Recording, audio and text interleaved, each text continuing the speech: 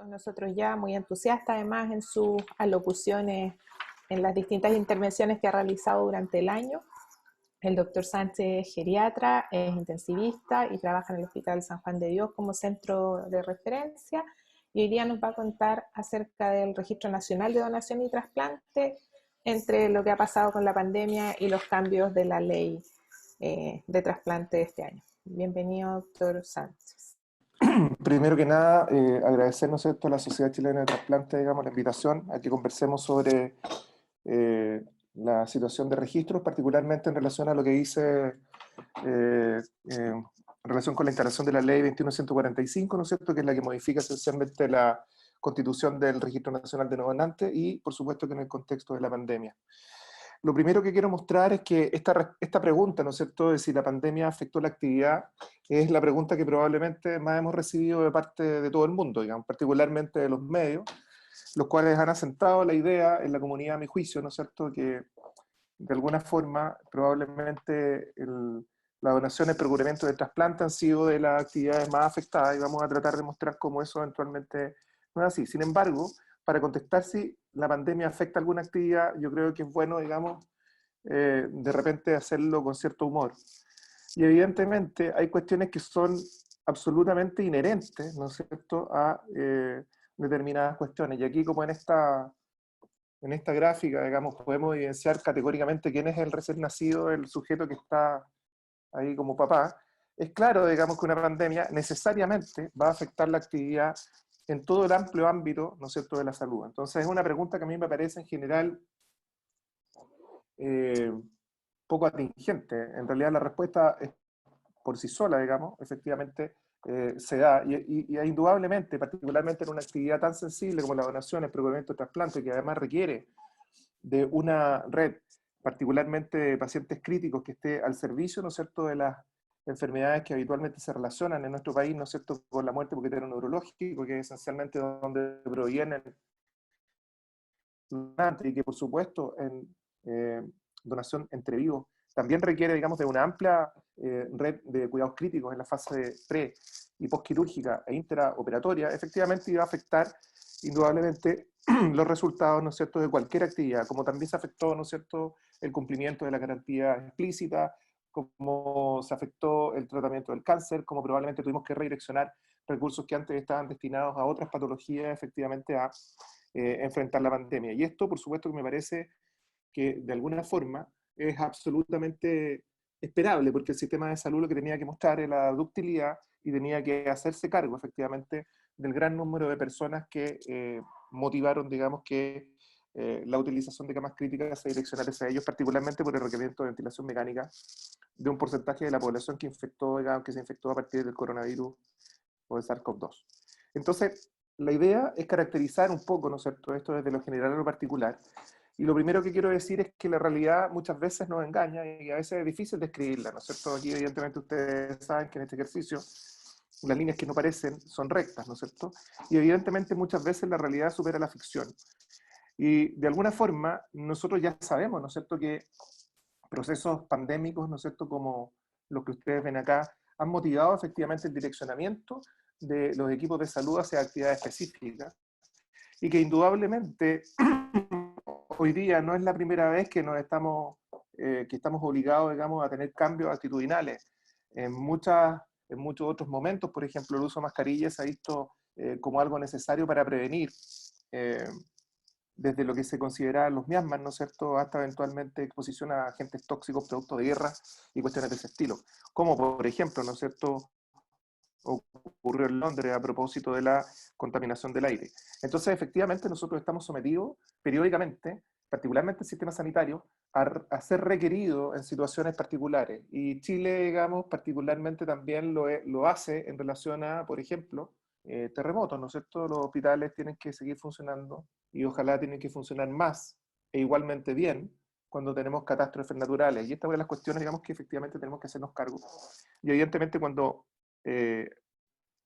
nos han preguntado sistemáticamente cómo ha afectado, si el 2020 es el peor año, digamos, desde el punto de vista de la donación, del procuramiento y trasplante, debo decir que a veces la reiteración de la pregunta eventualmente irrita, particularmente cuando uno percibe que las líneas editoriales de algunos semanarios en Chile, de algunos diarios, efectivamente están direccionados a posicionar, digamos, lo negativo en salud y no necesariamente las oportunidades que ofrece.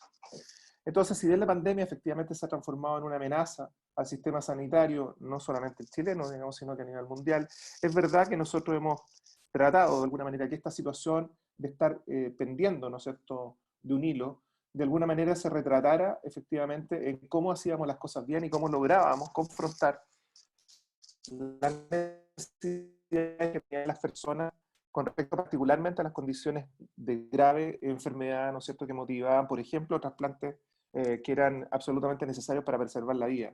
Y de alguna forma, si bien pareciera, ¿no es cierto?, que estar pendido era, de un hilo era una amenaza, también encontramos, creo yo, y voy a tratar hacia el final de la presentación, mostrar cómo hemos tratado de encontrar en aquello una oportunidad. Entonces, como se me pidió que hablásemos de registro, vamos a hablar de registro, que es una de las cuestiones que habitualmente me toca comentar. Lo primero que quiero mostrar acá, ¿no es cierto?, es que efectivamente el año 2020, que aún no se ha cerrado, comparativamente con otros años no pandémicos, registra un mayor número absoluto, ¿no es cierto?, de donantes cadavéricos, y aquí ustedes lo ven que es categórico. Prácticamente somos superados esencialmente en la última década, ¿no es cierto?, por el año 2017 y el 2019, que fueron los mejores años en donación en Chile, particularmente el anterior, ¿no es cierto?, una tasa que aún es precaria, pobre, digamos, de 10, no sé, 3 habitantes. Efectivamente, nosotros todavía tenemos una deuda aquí. Sin embargo, la pandemia, ni con mucho, ha sido el año, o el año pandémico no ha sido ni con mucho el año que hemos tenido menos donantes. De hecho, fíjense por favor cómo otros años categóricamente no pandémicos han tenido, por lo menos en términos de número de donantes, una cifra bastante menor. Cuando vemos la tasa de donantes por millón de habitantes, ustedes ven que esta cuestión se repite, y efectivamente, por cierto, nosotros estamos relacionando también las tasas con el incremento poblacional. Esa es la razón por la cual años que aparecían, ¿no es cierto?, en la gráfica anterior como años inferiores desde el punto de vista del número de donantes, efectivamente están prácticamente al mismo nivel. Entonces, de alguna manera, aquí ya descartamos toda posibilidad, ¿no es cierto?, de que el año 2020 haya sido el peor año en términos de donación al menos. Cuando vemos efectivamente la curva ahora y relacionamos la donación cadavérica en este caso, ¿no es cierto?, con respecto a los trasplantes provenientes de cadáveres, vean cómo efectivamente el año anterior no solo registró el mayor número de donantes cadavéricos, sino que también el mayor número de trasplantes a partir de ellos. Y esto creo que de alguna forma es relativamente una buena noticia, puesto que pareciera ser que hoy día, ¿no es cierto?, la reanimación oportuna de los pacientes que están gravemente enfermos, el ingreso pronto a los hospitales y la transferencia dentro de los hospitales a unidades de mayor resolutividad, lo que está logrando efectivamente es que tengamos más donantes multiorgánicos.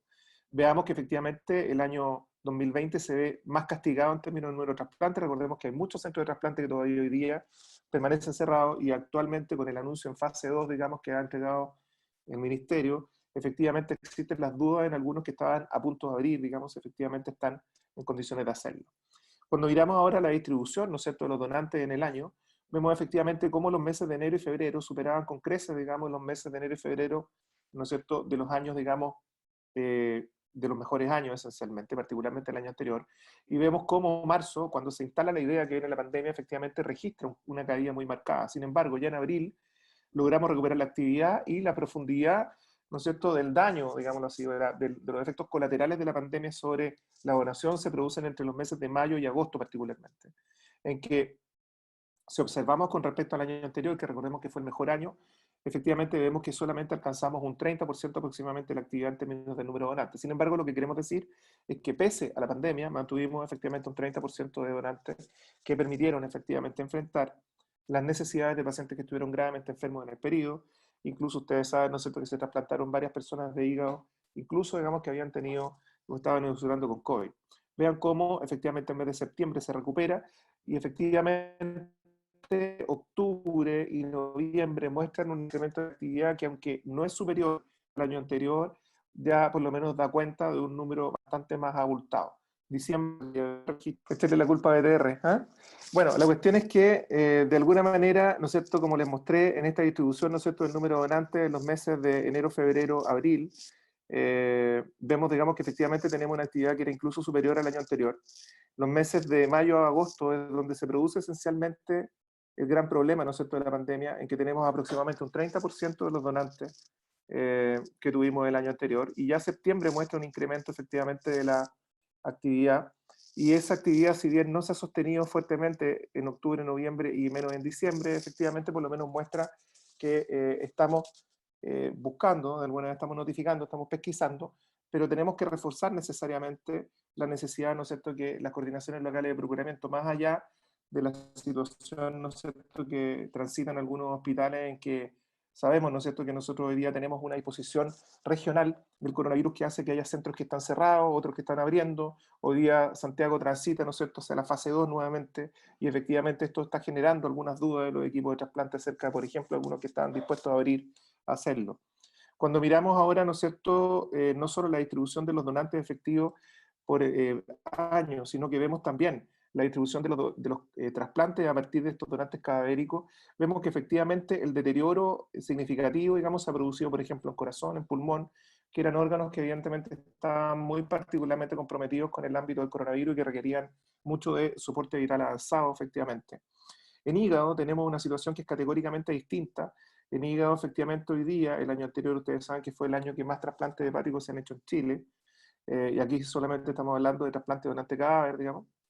Ustedes ven que efectivamente este año tiene un número que es bastante aceptable con respecto a los otros años, digamos, pese a la condición pandémica. Evidentemente en riñón, en la medida, ¿no es cierto?, que baje el número total de donantes, va a bajar efectivamente, y páncreas también se va afectado. Esta es la razón por la cual, a diferencia de lo que pasa en donantes, la cifra de trasplante a partir de donantes cadavéricos se ve mucho más castigada en el año, ¿no es cierto?, que lo que se observa desde el punto de vista de la donación. Cuando vemos nuestra lista de espera, y esta es una de las cuestiones de las cuales hay que trabajar muy fuertemente, vemos que tenemos, ustedes ven que acá incorporamos córnea, recuerden que córnea está en la misma dinámica en Chile, ¿no es cierto?, que los trasplantes de órganos sólidos, vale decir, pertenece a una lista única nacional.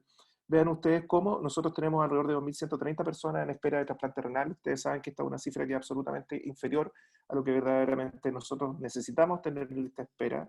Y esta es una de las cuestiones que también tenemos pendientes de lograr, que la lista de espera refleje verdaderamente las personas que tienen que ser trasplantadas. De la misma manera, en corazón, pulmón probablemente, hay que trabajar, ¿no es cierto?, en el desarrollo de unidades de cuidados de insuficiencia cardíaca y que eventualmente consideren desde un inicio, eventualmente, que la terapia de trasplante, digamos, efectivamente es una terapia que se suma al buen manejo, ¿no es cierto?, de la insuficiencia cardíaca. Hay aquí entonces un tema de trabajo que probablemente tiene que ser en lo inmediato, que es generar que la lista de espera refleje las necesidades de las personas en Chile. Cuando vemos la tasa porcentual de negativas familiares ante la solicitud de donación, recordemos que desde aquí en adelante, ¿no es cierto?, el año 2011 en adelante está la Coordinación Nacional de Donación, Procuramiento y Trasplante en el Ministerio de Salud. Los registros son de alguna manera prospectivos. Nosotros tenemos aproximadamente un 50%, ¿no es cierto?, de negativas familiares en Chile en forma constante. Esta es una de las cuestiones a las cuales nosotros estamos apuntando a vencer. Lo complejo es hacerlo sin efectivamente las herramientas necesarias. Esta es una de las cuestiones que nosotros hemos sistemáticamente solicitado, que tengamos una política de comunicación que sea efectivamente centrada en instalar una política de salud pública, que no es formalmente como se ha enfrentado el tema. Y espero que el próximo año sea efectivamente demarcatorio un cambio radical a este respecto. Cuando vemos efectivamente la distribución numérica y porcentual de donantes cadavéricos por centro con unidades generadoras, vemos también que predominantemente en Chile los donantes vienen, ¿no es cierto?, desde lo público, y los donantes que provienen de privados, de las Fuerzas Armadas, de Seguridad Pública, ¿no es cierto?, así como también de hospitales mutuales, es bastante inferior en términos porcentuales, y nosotros sabemos, ¿no es cierto?, que en términos de las asistencias de salud, los hospitales privados, ¿no es cierto?, las Fuerzas Armadas, las mutuales, por cierto, concentran pacientes que efectivamente serían elegibles como posibles y potenciales donantes. Esta simetría es otra de las cuestiones que nosotros tenemos que cambiar. Cuando miramos también cómo se produce, ¿no es cierto?, la distribución numérica y la relación porcentual, ¿no es cierto?, de los posibles y potenciales donantes según la condición de notificación y pesquisa. Recuerden que la notificación en Chile es obligatoria por ley. El médico tratante que está expuesto, ¿no es cierto?, un posible y potencial donante tiene efectivamente que notificar. Vean cómo la notificación asciende prácticamente un 80% en el ámbito de lo público, y sin embargo en el ámbito de lo privado asciende esencialmente, ¿no es cierto?, un 40%. Aquí también hay una cuestión asimétrica que nosotros tenemos que cambiar, y efectivamente hoy día los centros privados están recibiendo periódicamente información desde la Coordinación Nacional de dónde tienen que mejorar las cuestiones para que efectivamente esto cambie. Y por supuesto, otra de las estrategias que ustedes saben que nosotros implementamos es que las coordinaciones locales no solamente tienen que esperar la notificación estando en su oficina, sino que tienen que salir a pesquisar efectivamente las unidades generadoras posibles y potenciales donantes. Cuando vemos también, ¿no es cierto?, cómo se ha producido la notificación y la pesquisa, vemos que pese a ser el año 2020 un año un año pandémico, vemos que tenemos incrementos importantes, ¿no es cierto?, en la pesquisa y también en la notificación. Esto está hablando de que efectivamente estamos logrando, primero que nada, que las coordinaciones locales abandonen sus oficinas y salgan a buscar pacientes, digamos, que eventualmente sean, cumplan criterios, pero también efectivamente estamos impactando, espero, ¿no es cierto?, muy fuertemente sobre los clínicos que tienen que mejorar, ¿no es cierto?, la condición de notificación. Es la única forma en que nosotros crezcamos si es que no bajamos la negativa. Esto es claro, ¿no es cierto? Si yo tengo más personas que eventualmente pueden ingresar como posibles potenciales donantes a igual negativa, voy a tener necesariamente más donantes. Y de la misma manera tenemos que impactar fuertemente sobre la tasa negativa. Cuando vemos efectivamente cómo se produce el número de donantes cadavéricos por mes en relación al número de, perdón, con respecto a los años anteriores, esta vez en gráfico, vemos cómo efectivamente los meses de mayo, junio, julio, esta vez en gráfico, se ve muy severamente afectado por la pandemia. Y vemos también que la situación de trasplantes, por supuesto que sigue la misma tendencia que nosotros suponemos que tienen que seguir, digamos. Si a menos donantes cadavéricos, digamos, menos trasplantes provenientes de ahí, eso es verdaderamente inherente. Cuando vemos, por ejemplo, el número de trasplantes de donantes cadavéricos provenientes de hígado, esto ya lo mostré, solo que ahora lo muestro en el perfil temporal de largo aliento, vean cómo efectivamente el número de trasplantes de donante cadavérico hepático crece importantemente y se ve muy marcadamente comprometido con respecto al año anterior por el SARS-CoV-2, sin embargo, tenemos mejores rendimientos, digamos, que los años no pandémicos. Cuando observamos ahora los trasplantes hepáticos según tipo donante y ahora agregando efectivamente los trasplantes de donante vivo, vemos cómo efectivamente los trasplantes de donante vivo se han mantenido razonablemente este año, situación que no ha ocurrido en otros ámbitos, particularmente en renal, en que efectivamente el trasplante de donante vivo ha decrecido muy importantemente. Hay un par de asteriscos porque efectivamente nos faltan algunos trasplantes de donante vivo que no están informados al ICP específicamente. Con respecto a corazón, aquí hay un impacto muy notable, ¿no es cierto?, la pandemia, con una reducción muy marcada, ¿no es cierto?, del número de trasplantes de corazón. De la misma manera, perdón, en esta diapositiva debe decir diciembre, perdón.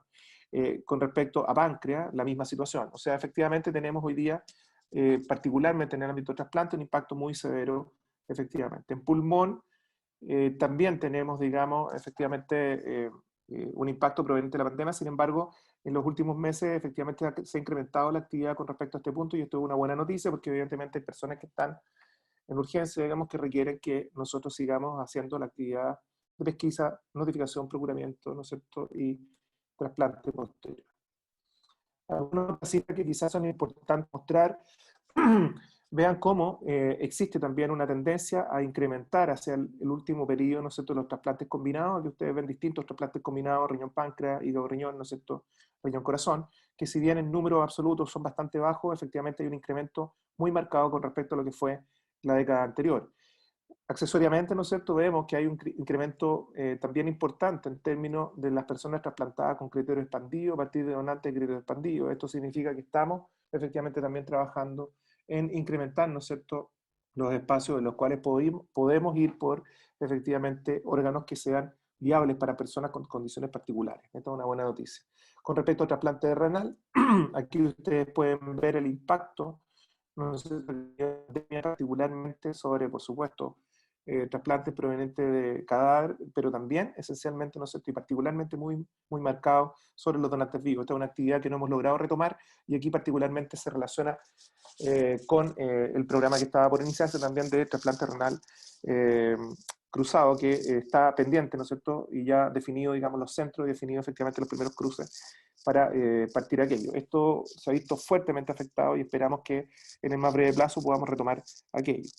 Cuando uno mira, digamos, hasta la tasa de trasplantes renales de octubre, vemos cómo efectivamente hay una caída muy categórica hacia el final del periodo, lo que refleja el impacto más radical probablemente de la pandemia. Y cuando uno lo mira, ¿no es cierto?, en términos del perfil temporal con respecto a los meses de este año, por supuesto que el incremento de la actividad se produce hacia fin de año y por supuesto los mismos meses que ya mostré son los que radicalmente, ¿no es cierto?, impactan sobre los trasplantes de donante cadáver renal. Una de las cuestiones que quizá es más preocupante es cómo nosotros distribuimos efectivamente los trasplantes en Chile. Y si bien yo no puedo arguir, ¿no es cierto?, que esta gráfica refleje que estamos actuando sin equidad. Sí llama la atención, ¿no es cierto?, que hay ciertas regiones en el país que son particularmente las más distantes de la zona central, que no tienen, en este caso, personas que fueron trasplantadas de riñón, ¿no es cierto?, según su residencia, porque esto es importante, no es donde fueron trasplantados, según donde residen.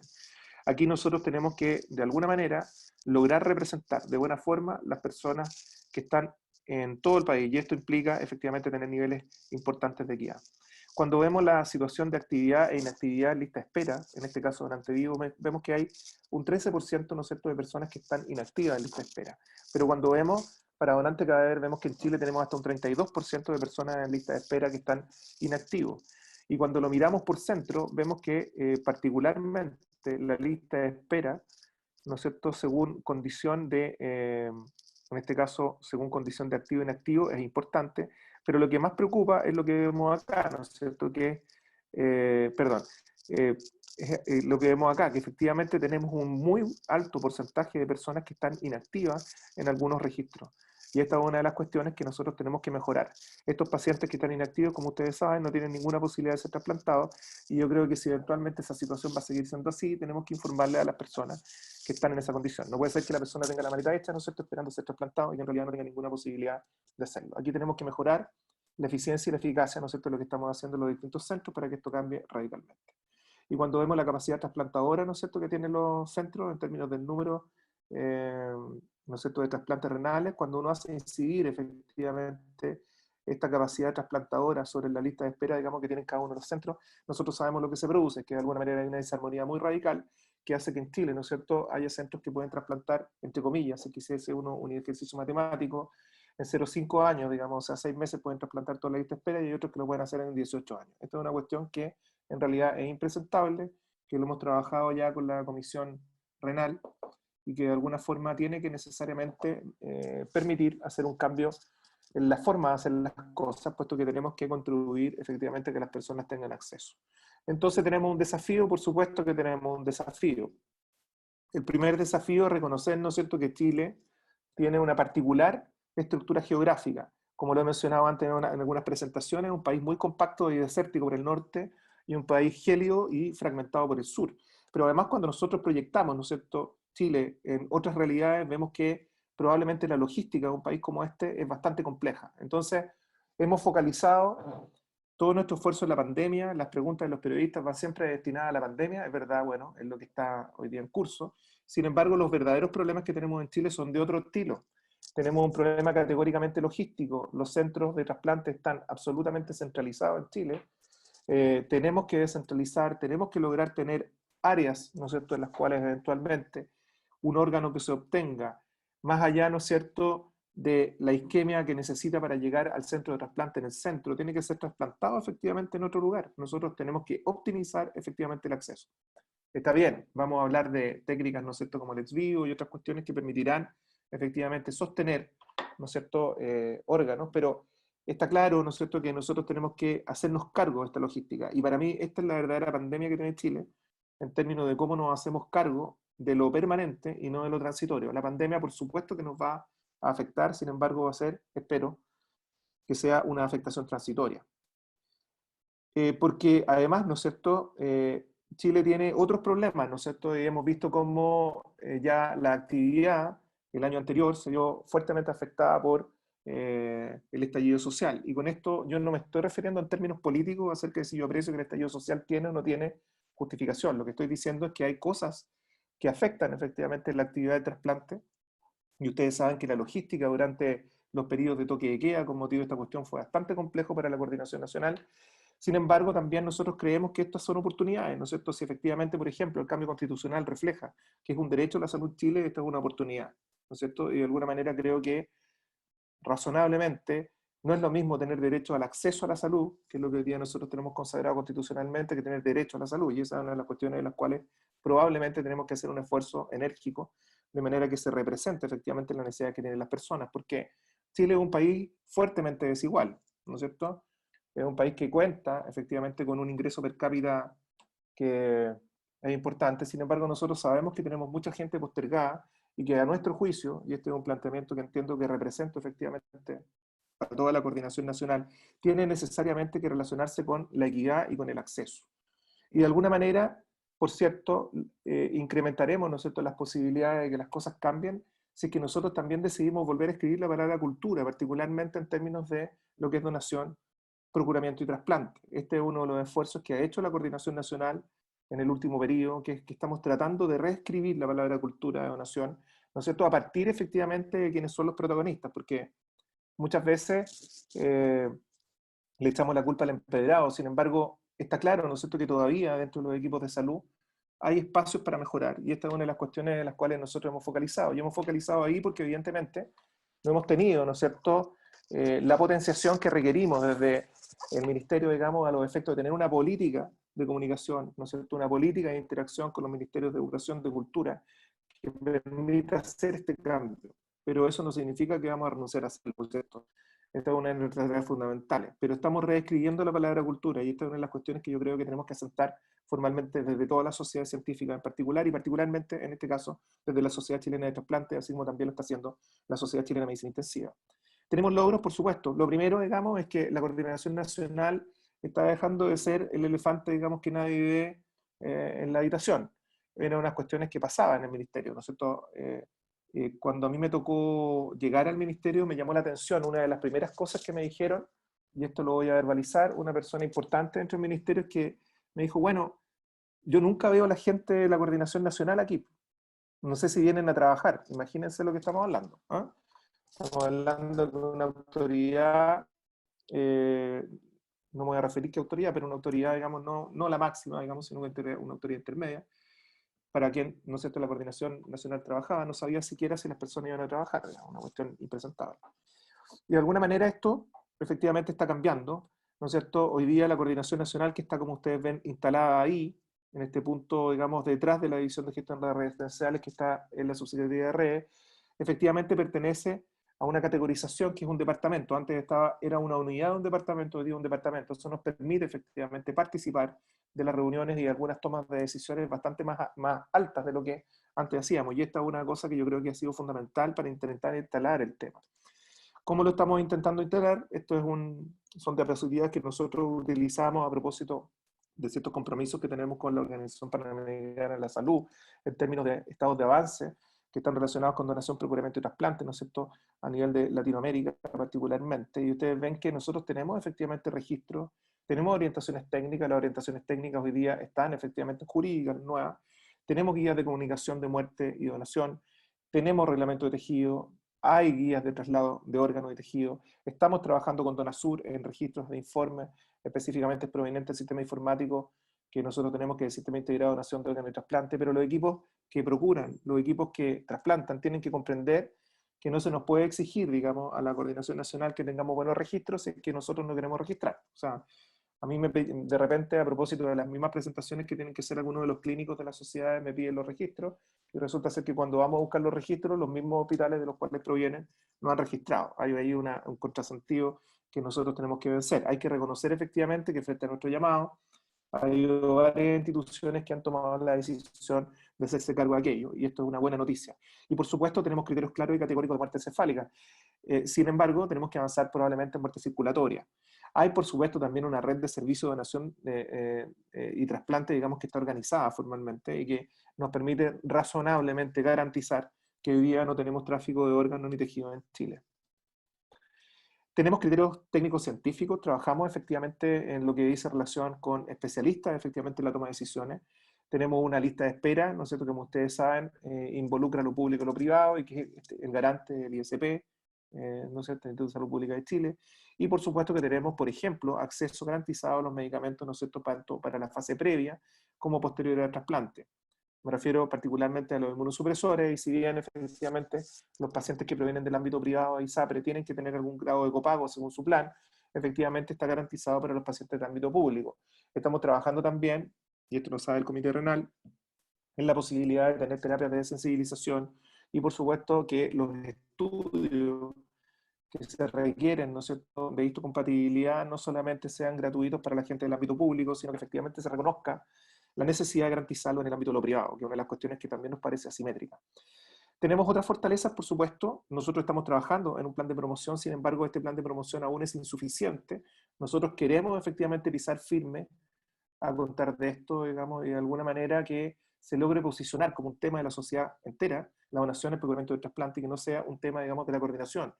Cuando las cifras son buenas, las socializamos y son todas nuestras. Cuando las cifras son malas, son de la coordinación nacional. Ahí hay un tópico que nosotros también tenemos que cambiar. Se ha trabajado con las coordinaciones locales de procuramiento en cambios conceptuales que persiguen asegurar la ratificación de la condición de donante. Y como dije que iba a hablar de la ley, ustedes saben que la ley 21145, que se instala efectivamente el año 2019, el 12 de marzo, permitió, digamos, que durante un año calendario las personas ratificaran la condición de no donante. En Chile, el Registro Nacional de Donantes tenía 4 millones de personas. Las personas que ratificaron la condición de no donante ante el registro civil, más allá de todas las críticas que pueda representar la forma en que esto se difundió, efectivamente fueron aproximadamente algunas decenas de miles. Hoy día tenemos, básicamente, salieron del Registro Nacional de No Donantes en Chile más de 3.900.000 personas. Y esta también es una buena noticia. Son personas que hoy día tienen la condición de donante. Recuerden que nosotros tenemos una ley de donante presunto y de alguna manera esa es una de las cuestiones que nosotros tenemos que atesorar y que de alguna manera hay que aprender a exigir de buena manera, por cierto, ¿no? Aprender a exigir me refiero a hacerlo con las personas y no contra las personas. Y tenemos un incremento progresivo efectivamente durante cada 2 años que nosotros queremos aquilatar efectivamente. Pero lo que mencioné recién es que nosotros trabajamos, ¿no es cierto?, con las coordinaciones locales efectivamente en cambiar la forma de hacer las cosas. Y ustedes ven acá un diagrama de flujo, ¿no es cierto?, de cómo nosotros hacemos el proceso de comunicación de donación.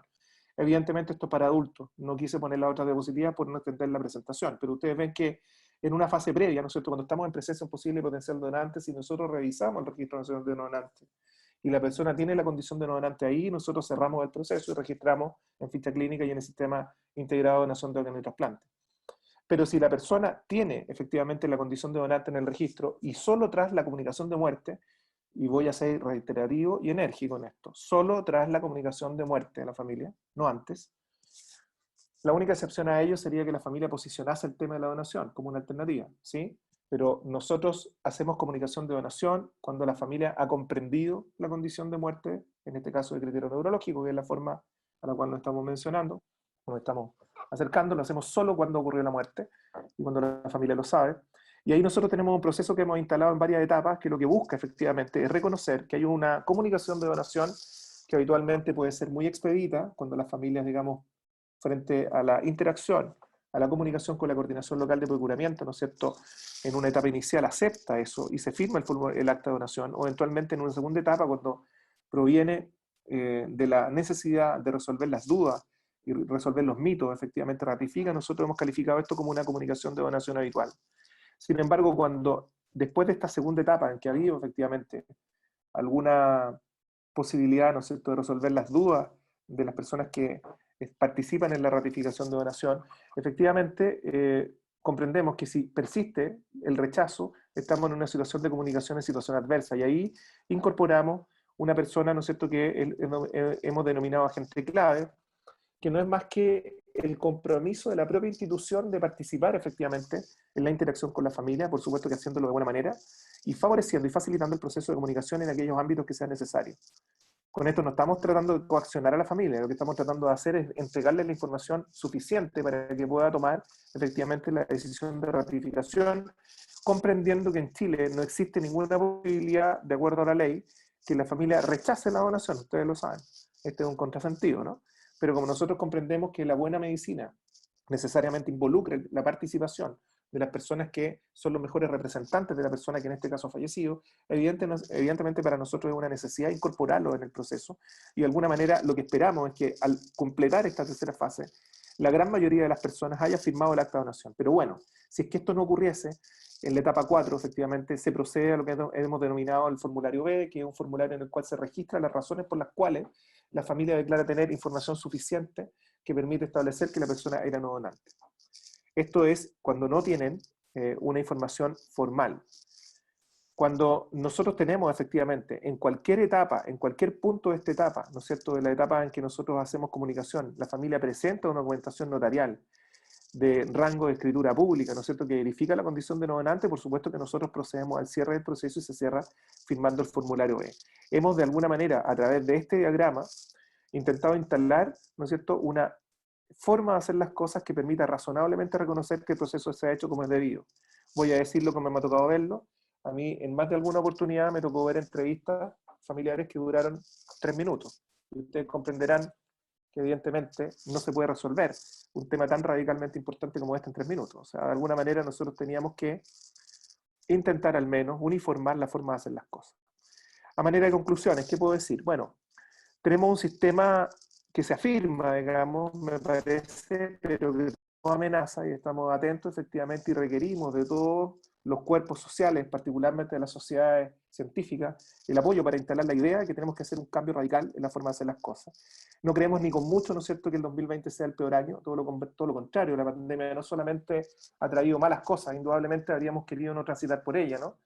Porque hay muchos chilenos y muchos buenos residentes en Chile que han fallecido a propósito de esta condición, como no ha ocurrido, digamos, en todo el mundo. Sin embargo, también la pandemia nos ha dejado equipos clínicos más capacitados en el soporte vital, en el buen manejo de los pacientes críticamente enfermos, nos ha dejado monitores, ventiladores mecánicos, espacios en los hospitales que antes no eran utilizados como cuidados críticos y que hoy día, a la salida de la pandemia, probablemente serán una capacidad que nos permita recibir y manejar de mejor forma posible y potenciales donantes, con lo que también impactará, creo yo, espero, en la sobrevida de los pacientes neurocríticos. Me parece que estamos remando poco a poco, vamos a tener éxito complejo, particularmente si es que efectivamente las curvas muestran el incremento que están mostrando en los últimos días en Santiago. Yo creo que vamos a tener efectivamente un impacto muy radical en la capital. Estamos notificando y pesquisando, pero si no notificamos y no pesquisamos, no nos podemos quejar, y esa actividad se realiza, digamos, en todos los establecimientos públicos y privados de las Fuerzas Armadas, de la Seguridad Pública, hospitales mutuales, y esto hay que radicalmente instalarlo. El sistema parece estar inequitativo, hay equipos que piensan en trasplantar, trasplantar y trasplantar, y me parece a mí que la política correcta es donar, procurar y trasplantar. Esta es una de las cuestiones que yo le he mencionado. Un establecimiento de excelencia no es aquel que trasplante exclusivamente, participa en donación, procuramiento y trasplante. Y una institución puede no trasplantar y ser excelente si es que dona y procura bien, o puede ser excelente solamente si participa en donación. Pero una institución, sea esta pública o privada, no puede ser excelente si participa solamente en la fase del trasplante. La equidad a mí no me parece una quimera, a mí me parece que efectivamente si nosotros resolvemos temas que están relacionados con la inactividad de los donantes, salir a procurar lejos de casa, no seguir procurando en el barrio por parte de algunos de los equipos de procuramiento, y si nosotros radicalmente establecemos nuevos criterios para asignar eventualmente algunos órganos, probablemente vamos a tener mejores estándares de equidad. Y me parece que una de las cuestiones esenciales a las cuales tiene que apuntar efectivamente la coordinación nacional es a reconocer que existe una red público-privada y a fortalecerla. Así como para la pandemia, la integración de la red público-privada fue extremadamente necesario, creo que para la donación, el procuramiento de trasplante es una fortaleza que efectivamente esta sea una actividad transversal a ambos ámbitos. ¿Sí? Muchas gracias. Martes a las 9 ya la entrevisté. Muchas gracias, doctor Sánchez, por su presentación. Me parece que cada vez se va enriqueciendo más tanto la imagen, que me parece tremendamente explícita, y creo que no da mucho lugar a que uno tenga muchas dudas. Y quería